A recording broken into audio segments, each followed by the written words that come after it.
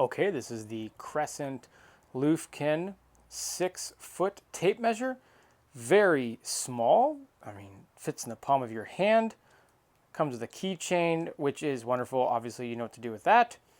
The tape measure is very easy to use. Sorry for the focus there. There we go. Again, 6 feet long.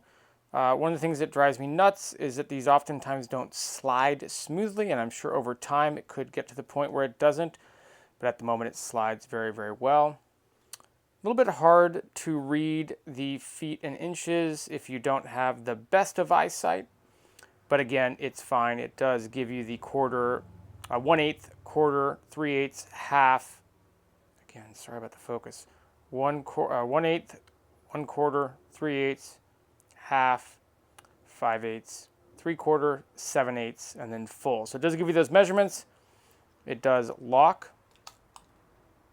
And so overall, this is a super handy tape measure. It's only 6 feet long, but it's super handy because of how small it is and how it fits in your pocket, or it can just attach to your belt.